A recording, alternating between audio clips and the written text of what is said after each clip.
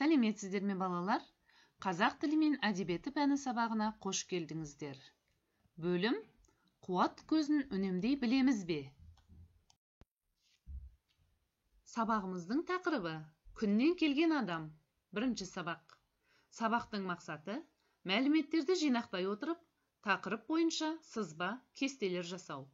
Өздік, болымсыздық, белгісіздік, жалпылау есімдіктерін жазба, ауызша жұмыстарда орынды қолдану. Сабағымыздың жаңа сөздермен таныс болайық.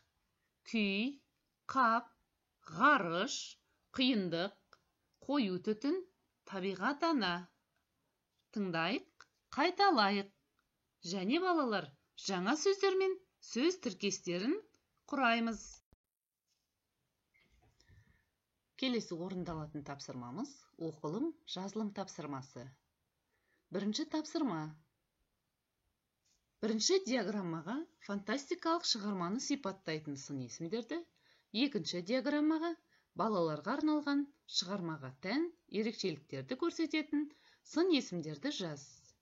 Дескрипторы. Балаларға арналған шығарма мен фантастикалық шығармаға тән ерекшеліктерді диаграмма түрінде жазу. Ізденушілік, сауаттылық. Ал онда тапсырмамызға көшейік. Балаларға арналған шығармаға тән ерекшеліктер мен фантастикалық шығармаға тән ерекшеліктерді сын есімдермен мына бос ұяшықтарға орналастырайық. Ал ендеше балалар, ұяшықтарымызды балаларға арналған шығармаға тән ерекшеліктерді қандай сын есімдермен беруге болады? Балаларға арналған шығарма қызықты, түсінуге жеңіл, мазмұнды, шағын болады екен. Ал фантастикалық шығармаға тән ерекшеліктер әсерлі, таңғажайып, ойдан шығарылған, ертегілік сипаты басымырақ болады екен. Жақсы балалар, сіздердің тағы қосарларыңыз бар ма? Келесі орындалатын тапсырмамыз екінші тапсырма, жазылым тапсырмасы.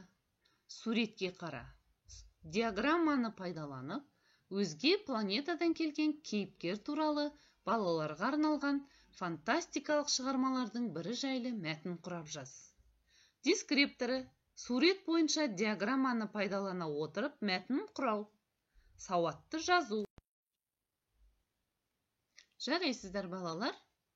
Мәтінді құрап болса, келесі орындалатын тапсырмамыз оқылым тапсырмасы. Үшінші тапсырма. Өлеңді мәнерлеп оқы. Мұғалімнің көмегімен өлеңдегі түсініксіз сөздердің мағынасын анықта. Өлеңдегі ащы қиял, тәтті қиял сөздерінің мәнін түсіндір. Қиял. Бір жерде көп отырсаң жалғыз өзің, көрмесе көңіл ашар жанды көзің. Кейде ащы, кейде тәтті қиял билеп, кететін бар емес пе бір мінезің. Міржақып Дулатов. Дескрипторы. Өлеңді мәнерлеп оқу, мазмұнын түсіну. Ащы және тәтті қиял сөздерінің мағынасын түсіндір.